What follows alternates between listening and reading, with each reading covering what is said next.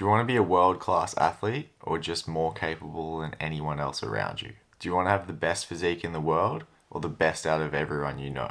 The reason that this might be one of the most important questions you ever ask yourself is that the difference in input required to achieve these two goals is I'm willing to bet astronomically more than you think. This is a full-time job. This is under an hour of work a week. And it's not just about time either. There are heavy costs to choosing the former. And far too many people who really just want a great body that they actually have the time and freedom to enjoy are trying to emulate professional athletes and achieve it in a way that makes that very goal impossible. In this video, I want to show you how to choose a routine that actually improves your entire life rather than leaving you too time poor and restricted and broken to even notice you've reached your goal. Some of the biggest kickbacks I get from people considering our approach to fitness is saying things like, oh, I think I need more volume to gain more size, and they're skinny, which annoys me a lot. But I'll explain where this error comes from. Or the other infuriating response is saying, why don't professional bodybuilders or elite Olympic gymnasts train like this then? Why do they do so much more work? Understand this principle and it will literally change your life forever.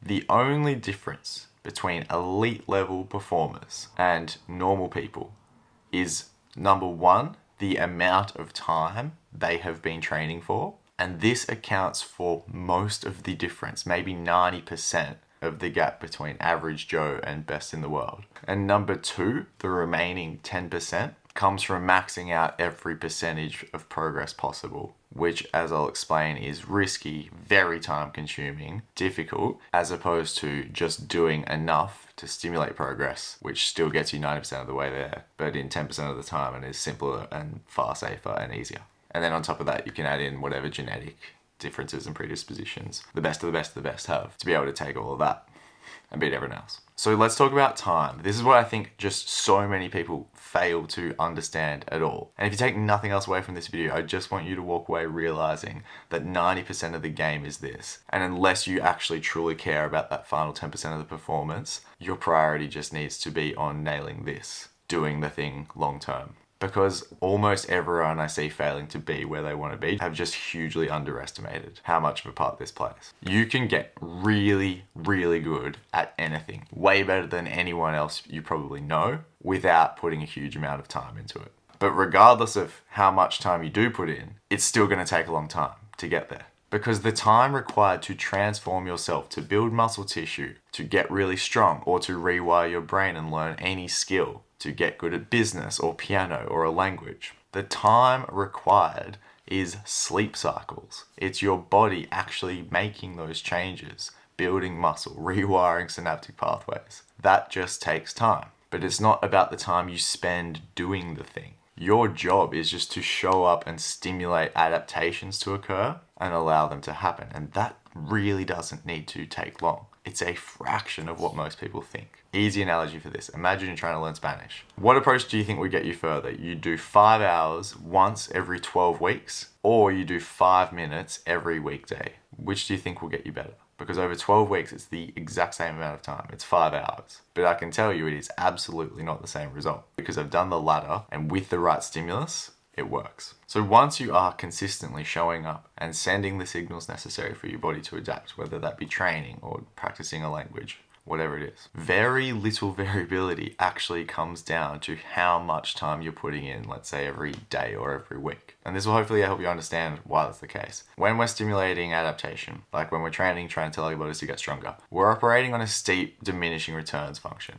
The more stimulus we put in, the more adaptations we signal. But it's not linear. It doesn't work like this. Instead, the first tiny amount of effort we put in will stimulate the vast majority of the adaptation that we want. And every bit more we put in, every bit more training we try and do, every bit we try and push ourselves to do more work, we get less and less and less extra benefit. So back to our dichotomy of awesome versus world class. If you want the extra 10% results, you can put in the extra 90% work to get there, but it's going to take you 10 times the amount of time. And you also have other downsides as well. Ignoring the neglect that requires to other aspects of your life, you also have to accept experiencing things like a lot more stress on your body that it has to somehow recover from. And a reminder, that's more of the same negative stress for less and less and less positive result, meaning the more you do, you're getting an objectively worse return on investment of that effort and ultimately reducing the longevity of your practice and your body itself. So another thing to keep in mind here. So when you look on the internet, the best in the world, the insanely strong and ripped, massive people, they have just been first and foremost doing this properly for way longer than you, pushing their strength, fueling progress properly, staying uninjured. And that accounts for most of the differences between you.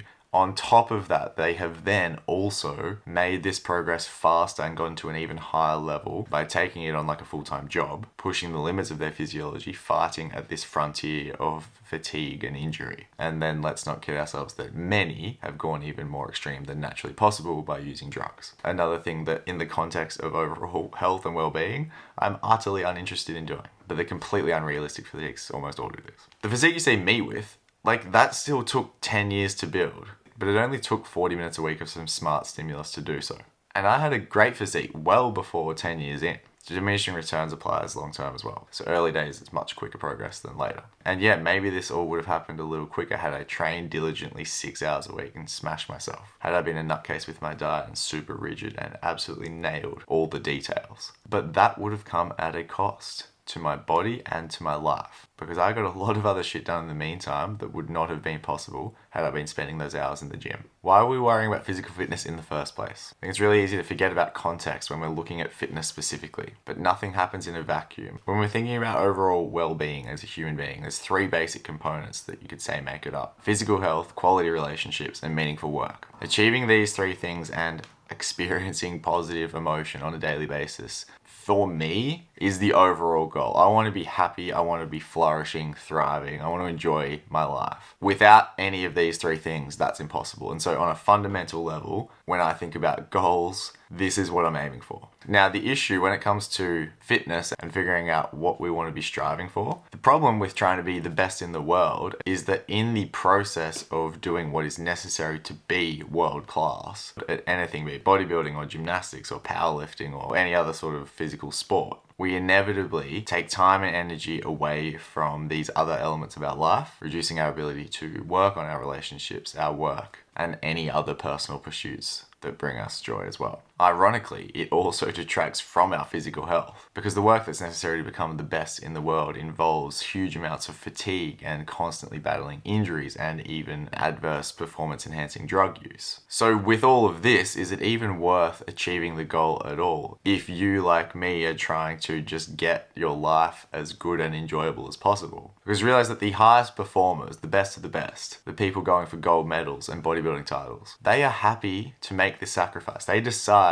that it is worth it, that the higher purpose of achieving that goal is worth coming at the expense of their own physical and emotional well-being. It's what makes these elite performers so respectable, because they decide that they're willing to make that sacrifice for something bigger than themselves. But if you're not them aiming for that goal, why the fuck would you ever approach fitness like they do? If we take the alternate approach and think about going for the best in the room, trying to be really good, but not best in the world, we can massively boost the quality of our physical health. We increase our strength, we improve our body composition, we get lean, we increase our general daily energy level, our physical capacity, we gain and maintain muscle mass and mobility as we age, meaning our longevity and overall quality of life is extended. And the whole point is that that can be achieved in under 40 minutes of work a week, which I would say is a pretty fair sacrifice for one of these 3 key pillars of your overall life. Because then we can put all that remaining time and energy back into the other things that matter too, with leftover to go and apply to whatever other skills or hobbies we want to pursue.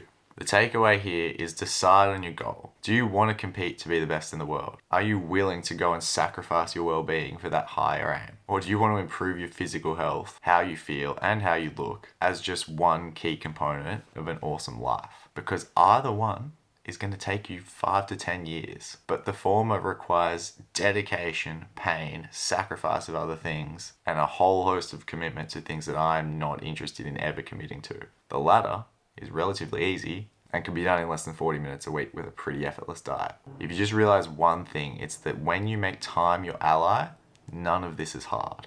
Most people just can't plan for those long timelines. And so many people I see trying to compensate by going hard, not realizing the rapidly reducing outcomes they're getting on all this extra effort, which will never make up for the passage of time. If you like this philosophy and want to see how it applies to fitness specifically, I'd say we've just about nailed it at this stage. You can check out our full free training on our method below. Otherwise, if you want to watch more videos, check out this one. Chuck your questions in the comments below for me, and I'll chat to you soon.